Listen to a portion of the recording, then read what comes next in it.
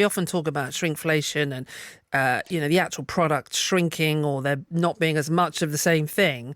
But this is different, isn't it? How common is this?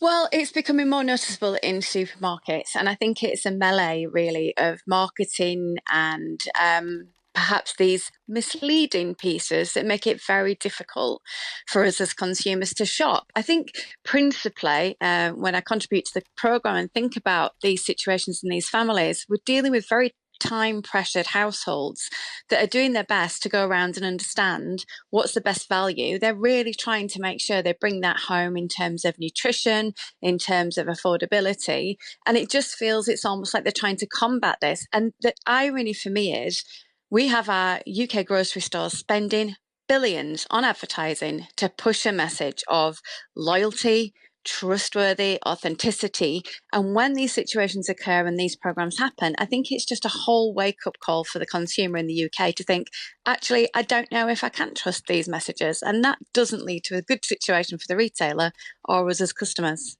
Yes, it's interesting, isn't it? Because if you say on the one hand you're price matching, then the consumer will think, oh, it's the same product. And I guess what this panorama has shown in certain cases, it isn't.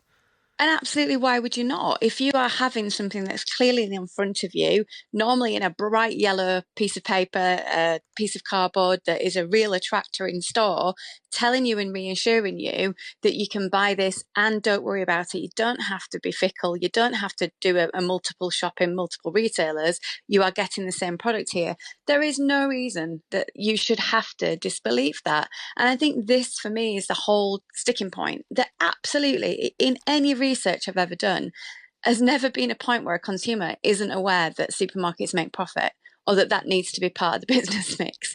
But it's understandable that they would want that profit to feel fair. And when it's constantly different messaging, going back 10, 20 years, those sort of buy one, get one free value offers, through to this, which seems to be a mix of, as you mentioned, shrinkflation, what I call kind of Mugs Eiffel packaging. So where the packaging makes it seem like the product's even larger, then you get it home and look at the weights and measurements and it's a very different story. It just feels almost like you have to go through aisle by aisle, really vigilant, really have your wits about you, when most of us are actually trying to deal with the school run or messages on the phone from other people or just trying to get the job done at the grocery shop. And even online with shopping, there's more information perhaps, but there's an overwhelming amount of products to navigate. Yeah, and in many ways what we're talking about is mis-selling, aren't we? Is it as simple as that? And if it is that, and people aren't being told the whole story, then what is the incentive for supermarkets to change? I mean, what are the penalties for behaving in this way? Well, any case that's absolute proven mis-selling, of course, needs to be taken into account. I think all supermarkets are very active in marketing messages that perhaps don't offer the full clarity of the situation because it's maybe in the small print. Yeah, but in other sectors, there would be a penalty for that, wouldn't there? You could get hauled over the coals financially. Absolutely, and should be. But I think there's a bigger concern down the track for retailers.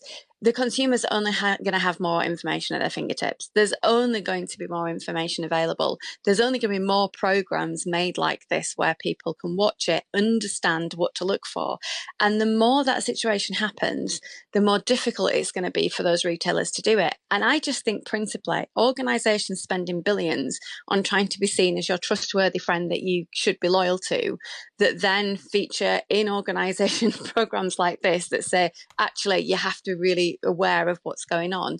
It's just a complete irony. It's just, it doesn't work out. Completely agree with you, but I guess my overreaching point is, does government need to step in and come down heavy on all of this? Because at the end of the day, you can have investigations and they can say sorry and we'll do better, but we know that they find other ways around this.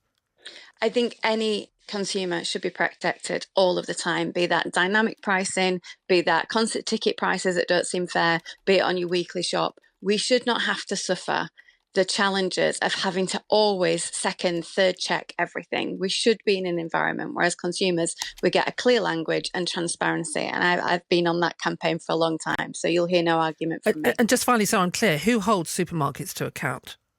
Oh, there's watchdogs and there's multiple organisations as well that work to hold them to account, and we have many consumer advisories as well, like which really do a good job in terms of the consumer insight. I think the reality is though we're time pressured, feel very time poor, and the more challenging these marketing messages, the more difficult it is to really navigate that because information's there, but it needs to be really quickly absorbed for us to be able to make sure we get the best deal each week. Thanks for joining us, Kate, consumer Thanks. expert Kate Hardcastle. Love your views on this. Do text 85058.